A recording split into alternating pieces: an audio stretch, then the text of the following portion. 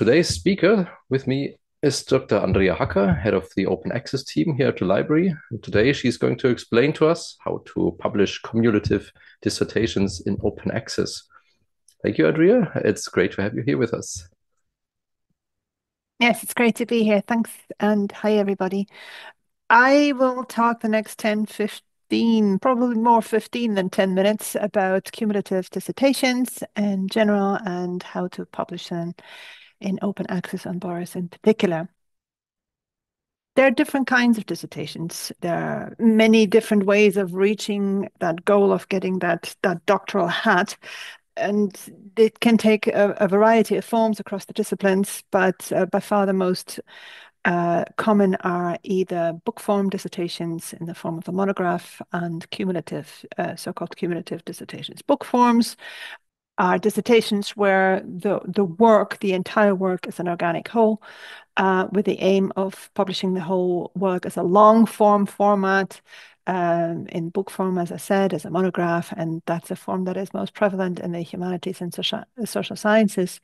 In the natural and life sciences, what is far more widely spread are so-called cumulative dissertations where research results are published on the go as you go through your dissertation, your project, as articles in preferably peer-reviewed journals, and most importantly, ahead of publishing the entire work that you then produce at the end. Once you get to the point where you have then to file the entire dissertation, the different articles that have already appeared, but also maybe parts that have not yet appeared in print, oftentimes what is asked for or expected is that you provide an introductory section. It's also called an umbrella paper, in German Mantelpapier, that binds these different parts together. But this part is not necessarily or very, very rarely published on its own. I'll be talking about this in the title, and I intend to hold that promise. So we're gonna focus primarily on cumulative dissertation. Now, before I do that, to those of you, and I assume most of you are in the process of writing a dissertation, before we go into how to go about publishing it, there's one thing I would urge you to do, and that is to acquaint yourself thoroughly with the dissertation regulations in your respective fields, with the dissertation regulations and guidelines in the graduate schools, if you're a member of a graduate schools, because they do vary. Many of them not substantially, but the devil is in the detail, and it is always good to have at your fingertips what is expected of you from your faculty, from your deanery, in order to be able to submit the dissertation in a timely fashion so that you don't have to run some extra rounds and make things fit. Right. So let's look at the repository that we have here at the University of Bern. If you want to publish your dissertation at the end of your studies, of your research project. You're ready, you've already published a couple, two, three articles, or they're on their way to be published, and you have your introductory chapter and you're ready to go and submit that. There is a place, there is an infrastructure at the university provided by the university library called BORIS Theses. And BORIS Theses is an open access publishing platform for primary publications of Bern dissertations. This is offering you, as PhD students, as PhD candidates, the opportunity to quickly and without much complication get your dissertation out there, and most importantly, it is acknowledged as an outlet by the faculties across campus. For the reader, if you go to that link that is down here, for the reader, when you go to this link down here, BORIS Thesis landing page looks what it is on the left. Well, half of it. I didn't manage to copy the whole thing. So these are the first titles that you will find. These are in no particular order. They're just listed as they are published. And if you then click on one of these titles on the right-hand side, that's the landing page of the dissertation then itself. You see there is some metadata, bibliographical metadata that is, and the more thorough that is, then of course, the more findable your work is going to be. What does it take in order to publish on that platform? There are certain things that you need to keep in mind: legal stuff, obligations, contracts that you have signed. You might not even be that much aware of it, but you have signed them. And that is particularly important when you publish articles ahead of time, before you submit your thesis to your deanery. Um, you have signed publishing contracts with the journal where you published, right? Or rather, the publishers who own that journal. And the trick is going to be at the end to balance three things: to balance the obligations and the legal ramifications of your contract with the publisher on the one hand. Secondly, the obligations that you have with your funder, should you have one. The SNSF has very clear ideas of what they expect those funded by them to provide in terms of open access publishing. And then, of course, the university obligation. On the previous slide, I didn't mention it specifically, but there is an example from a graduate school. You know what? We can just go back real quick. If you look on the right-hand side, this is, forgive me, I don't know exactly which one. It's one of those two graduate schools. In their doctoral regulations, they expect that at least 3 research papers have been published in peer-reviewed journals. So that is a requirement. This is just for this one graduate school. It's not every graduate school wants that, and not every faculty wants that, but it can be in there. Just know that. And then when you get to the point where you want to publish the rest of, or the whole of your publication together, these 3 entities towards whom you may or will have obligations, you need to be able to balance that. There are additional rights issues that can play a role, things like third-party material. If you work with imagery, for example, or media files, my tip would be start the process of clearance as soon as you can. If you publish an article with that sort of thing, you might have to do that ahead of time anyway. But if you don't, it's always good to have copyright clearance before you are ready to publish. Some of these things can take time, so it's always wise to start that early. And then there are, of course, issues like privacy rights and insensitive data.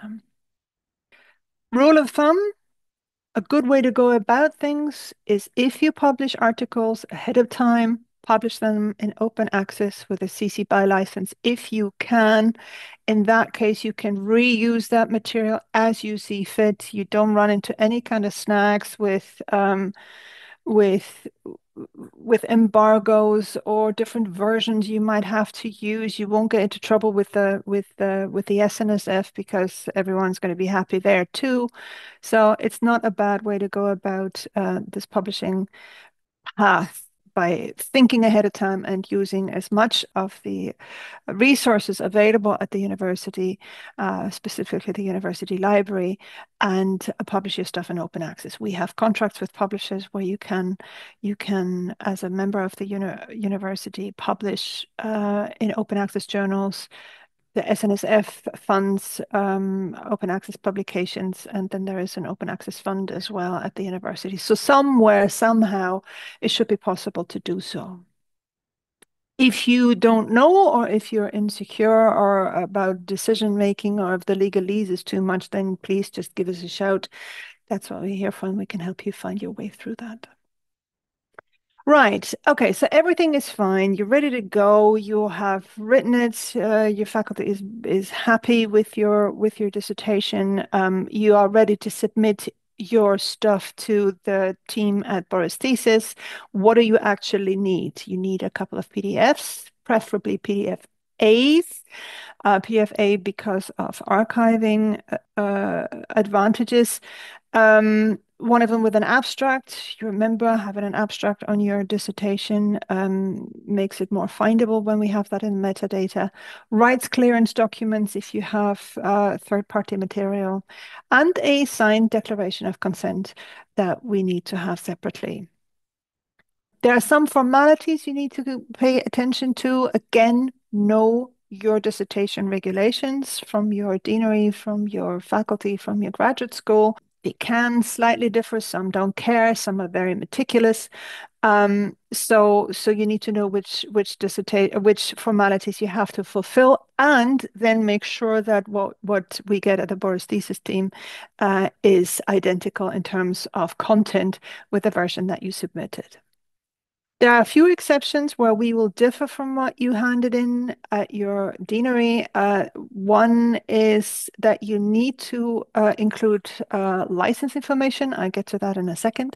And the second that is really important is that you remove your author CV. These things are openly available on the internet. You don't need to involve your personal information, your personal data.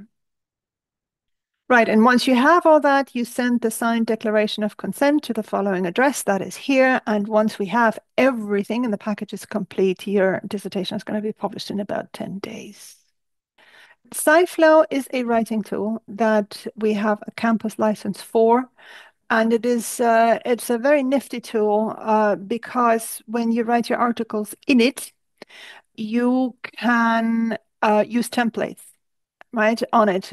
For example, you can write in the template of a given journal that wants to have a certain formatting style, or you can order your references in a specific formatting style as long as you have a Zotero file that goes hand in hand with it. It's a very good tool for that reason. It also allows you to pull PDFs out according to those guidelines and to those templates.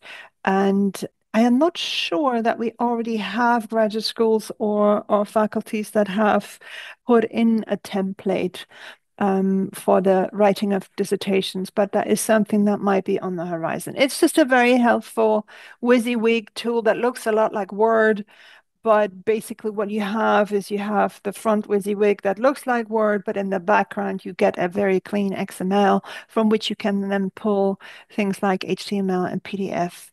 And that combined with templates is a really nice way of writing and getting something ready already. You don't have to worry too much about the formatting that you might have to worry about if you write in Word, for example, and then you have to hand it into a publisher who has a very different idea of what it's going to look like. I said I would talk a moment about license. This is something that is very important. We prefer that the dissertations on BORIS Theses are published under a CC BY license wherever possible. Right? This is information that you need to include in the PDF. So that is an alteration that you are able and required to make if you want to publish with us. The reason is simply that PDFs are being downloaded and then someone puts it on a cloud or on a hard drive somewhere and forgets about it. In 3 years they pull out the PDF and they have no idea what they can do with it unless the license is specifically mentioned in it. So please make sure that you include the license at the beginning here with a link, as this on the right hand side you see a good example.